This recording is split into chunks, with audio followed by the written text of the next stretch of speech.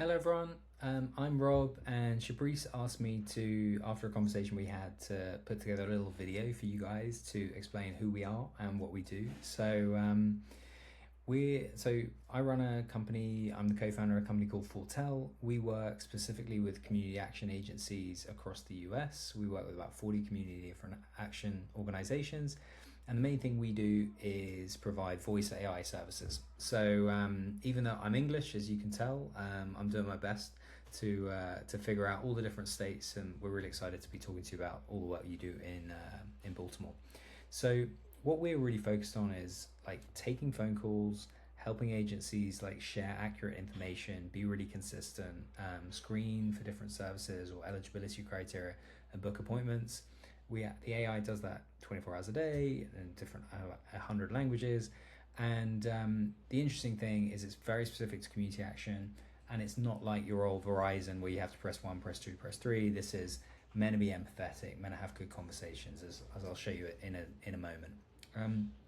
So let me just go on to the next slide. So just a little bit about us. We started life actually doing voice AI in Africa, in war zones, and our whole mission is all about building technology for vulnerable populations.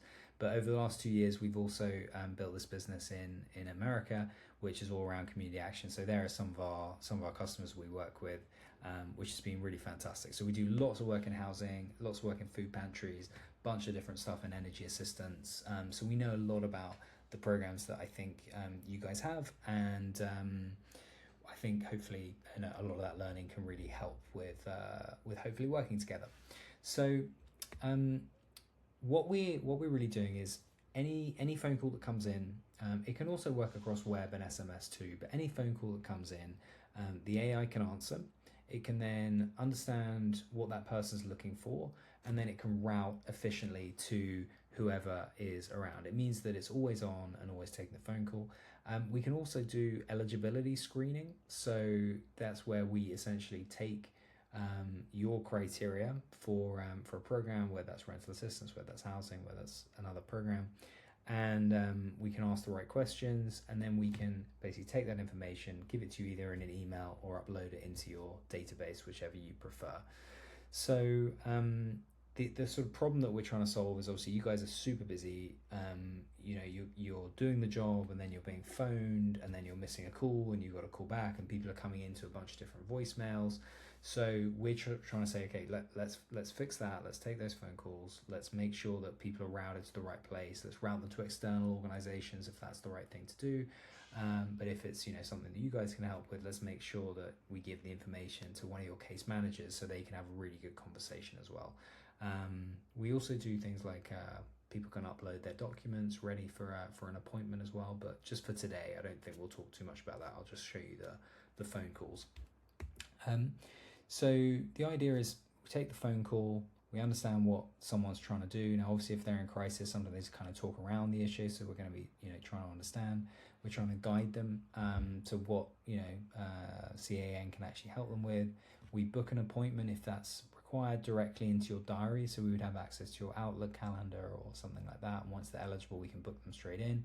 It also means you don't have these voicemails and people calling again and again and again because they've got an appointment, right? And then we kind of hand it off to a human, or we book the appointment. So whatever it is, you guys tell us about your programs, you tell us about the external agencies you work with, you tell us about how it wants to work, and then we build it very specifically for you. So let me just show you a brief demo. Now this is more like a AI receptionist information and referral demo, just so you see it. I'll do it in a couple of different languages. I'll get a bit frustrated with the AI.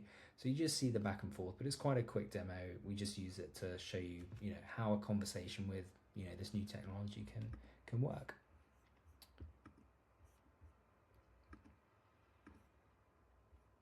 Hello. Thank you for calling the Community Action Agency helpline. My name is Amy. How can I help you today? Yeah, hey Amy. Unfortunately, I've been kicked out of my apartment, and I really need to figure out how to get shelter. So I don't know if that's something you can help with, but yeah, I'm in a big crisis. I don't know what to do. I'm really sorry you're going through this, and I'm glad you called. This is free and confidential, and I'll help you one step at a time. What city or area are you in right now? Yeah, I live in Seattle in Washington State. Thanks. About how many people are in your household, including any children? Yeah, it's me and my son Leo. He's actually autistic and non-speaking, so like we really need to figure out like how we can stay together. Got it. So it's just you and your son. Are you staying somewhere temporary or unsafe right now? Or are you already without a place to stay? Yeah, we've literally been kicked out of our apartment. Like I've got my stuff on the side of the road, so yeah, we need to find something like urgent. I'm sorry. That sounds really hard. Roughly, what is your monthly household income? And is anyone working right now? Uh, yeah, like I don't really want to answer that question. That's kind of annoying me. That's okay. We can skip it. Is anyone in your household a veteran, pregnant, has a disability, or over 65? Yeah, so Leo's, yeah, got a disability because he's quite severely autistic, but yeah, we just need to stay together. Based on what you shared, you likely fit emergency family shelter and crisis housing options, plus programs that can prioritize households with a disability. I'd start with Harbor Family Shelter, Maple Grove Family Center, and Safe Steps Outreach. Yeah. Which one would you like to hear more about? If you got Harbor's number, Harbor Family Shelter can help with same day family placement and staying together. Their number is 253 555 0142. ok. Amy, ¿tú puedes hablar español conmigo? Sí, claro. ¿En qué ciudad o zona de Washington estás ahora? Sí, ahora vivo en Tacoma y yo necesito una habitación para esta noche para mí y mi hijo. Lo siento mucho. Vamos a buscar algo para esta noche. ¿Son solo usted y su hijo? ¿O hay alguien más con ustedes? Anyway, I'll just stop there, just so you see the back and forth. And obviously, it's trying to be trauma informed, it's trying to be empathetic. Not as good as a person, certainly not as good as you guys who are doing case management day to day, but it's really trying to figure out how it can help people and how it can get resources. Now, essentially, with the use case that we talked about a little bit, I think the one of the key things there is to try and book appointments for case managers. And so the way that works is essentially we understand the need, we ask some questions, we check availability because we actually have access to your calendar, and the AI can see that straight away, and then we book in the length of the appointment, whether that's 20 minutes, 30 minutes, and then we text someone to say, could you please bring these documents as well. So the idea is in utopia, obviously it's not going to happen all the time, people turn up and book the appointment like that.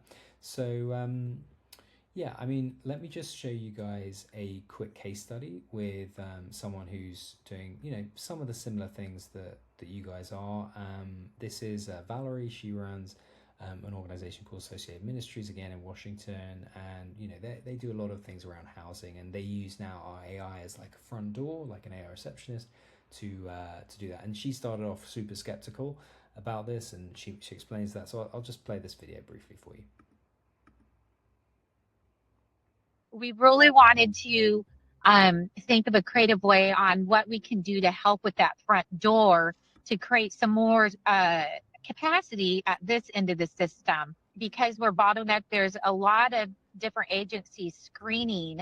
And if we had technology to help assist us with that part of the process, we could use those resources or capacity at the other end of the system. Because we're so bottlenecked here, it just made sense to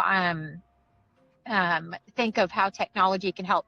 And I'm not saying that, I'm saying it pretty confidently right now, but trust me, like about 6 months before I reached out to Scott, I was really nervous because I'm a social worker. So I was like, I don't want to use AI. And our executive director, Mike Yoder here, he brought it up a couple different times, and I was like, okay, I'll check it out. And I started paying attention to it. And I said, let me reach out to Scott, and I wanted to learn more about it. And I learned more about it from him. And to be honest, Scott was a really trusted partner. And because I was a little nervous about going into it, I felt better knowing that, Scott was a trusted partner, and I really trusted what he had to say about it. So that mattered at the time because this was a big step. And so at the senior leadership level, we really learned about it. We tried to better understand how it could work and strengthen and streamline our services here. And then we brought it to direct service staff, and they had the same reaction. They were like, no AI, So I encourage people, if they are thinking about it, to just take time to process and kind of think about it. Because a lot of people are concerned about it replacing people and replacing positions and things like that.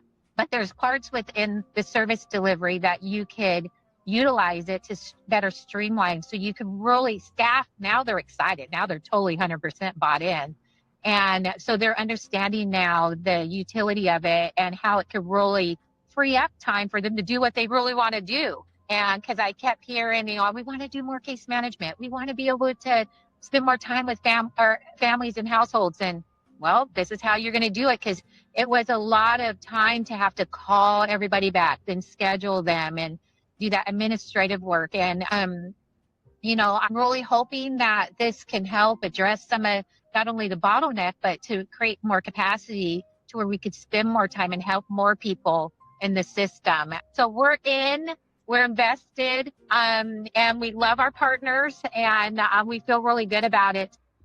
So yeah, guys, when she's mentioning Scott, Scott is our president, and he comes from Community Action, and he was our first customer as well. Now he's joined our organization, which is fantastic. So it's always about baking in that kind of empathy, that community action lens, trying to understand exactly what you're trying to do, which is frankly the impossible, because you're trying to help so many people with not enough resources, right? So I just wanted to say thank you. We're really excited to potentially discuss this with you further, and if you've got any questions, obviously you guys can send me an email and chat to you at any time that's appropriate. So yeah, just want to say thank you, and looking forward to continuing the discussions.